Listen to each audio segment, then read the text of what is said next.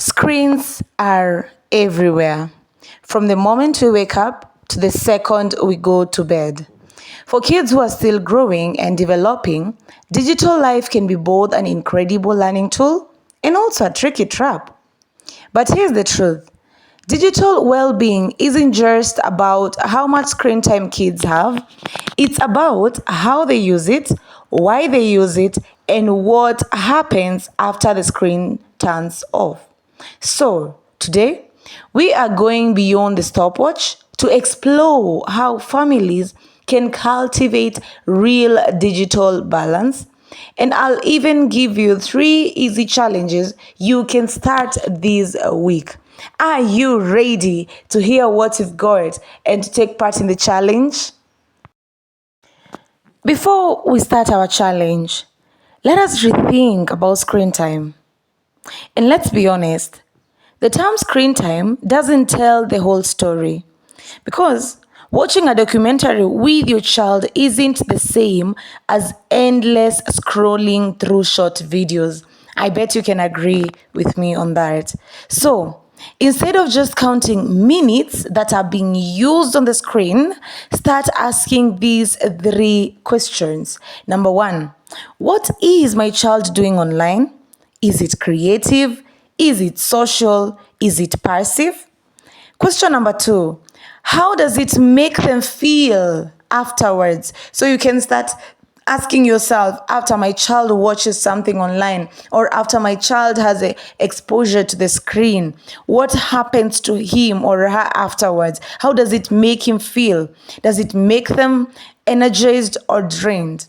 Question number 3, how does it fit into their overall day? Are they still sleeping? Are they playful? Or are they connecting? So these 3 questions will help you understand how screen time affects your little one. Therefore, when we shift our focus from minutes to meaning, we start supporting digital well-being and not just digital limits.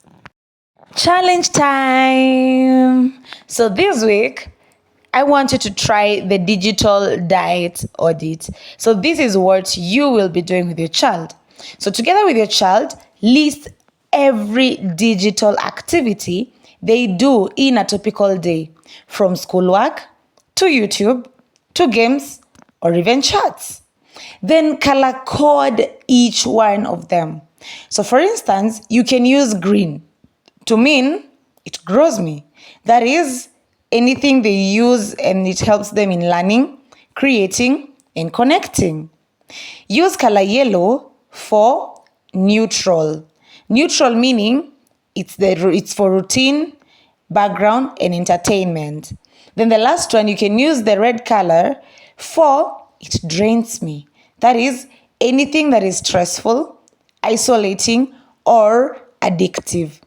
So, this simple exercise sparks awareness and not guilt. Allow me to repeat again. It sparks awareness and not guilt. And it helps your kids or your child to see how their digital habits make them feel. Do the challenge, post it, and let us find out and know how it went down with your child. Somebody may ask, what happens to the developing brain and the emotional growth of a child who is still growing? So let's look into it. Here's the thing. Children's brains are still wiring themselves, especially in the areas that control attention, self-regulation, and empathy. Too much fast-paced, highly stimulating content can make real-world patience harder to practice. But you see, when kids use technology mindfully, like coding, storytelling, or connecting with friends, these same neural pathways can strengthen problem solving and creativity.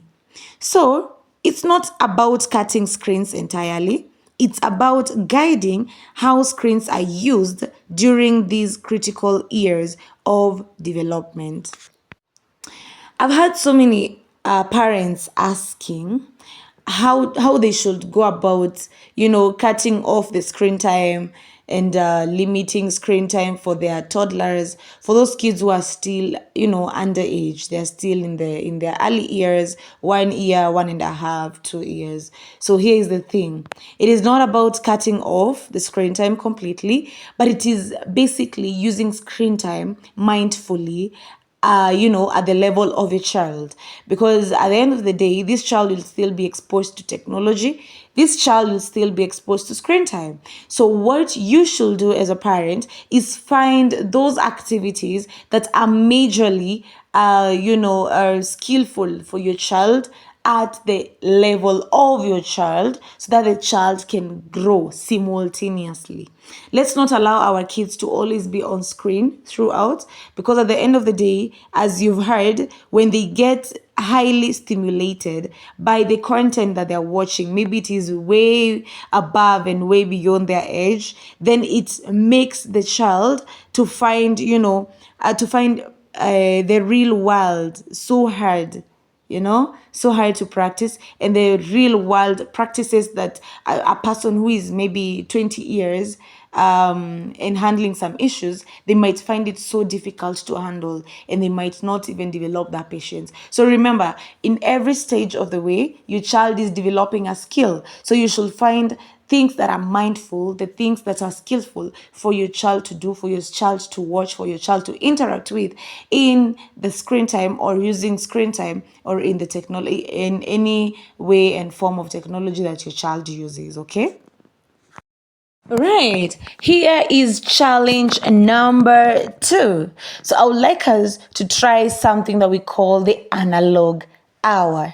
Do you know what that is? You're about to find out. So this is the challenge that I would like you to try out with your children or with your child back at home.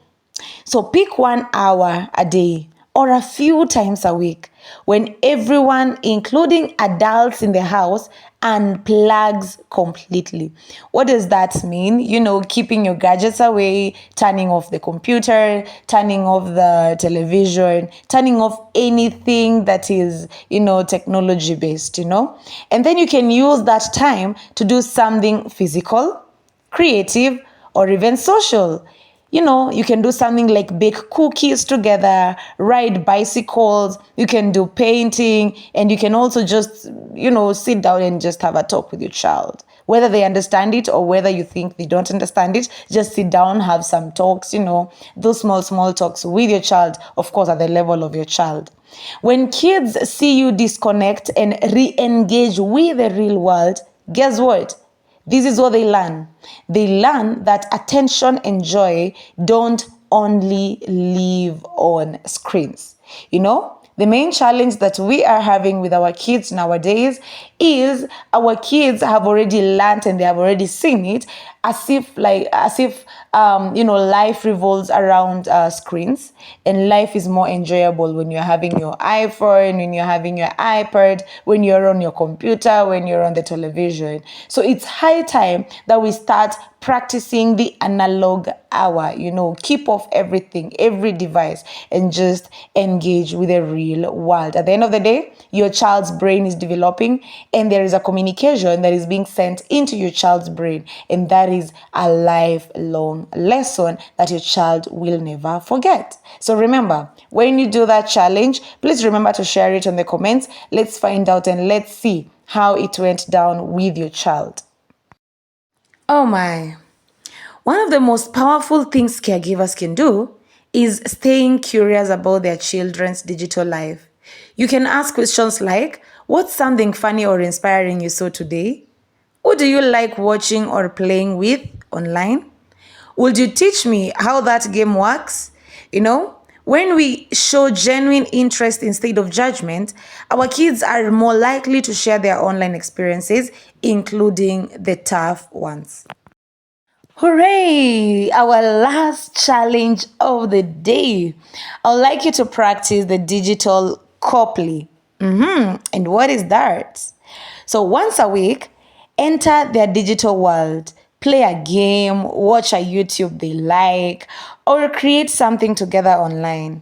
You're not just monitoring, you are connecting with both your child and also the digital world.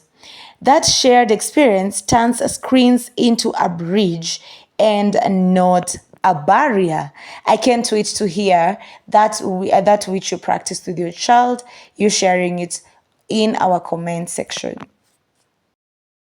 Lastly, remember, digital well-being isn't about banning screens, it's about helping kids build balance, empathy, and awareness in a weird world. Because when kids learn to use technology with intention, they are not just consuming the digital world, but they are shaping it. So bye bye for now, and wish to see you next time in our video. Remember to subscribe, hit that button, and remember to share this content to help somebody else out there.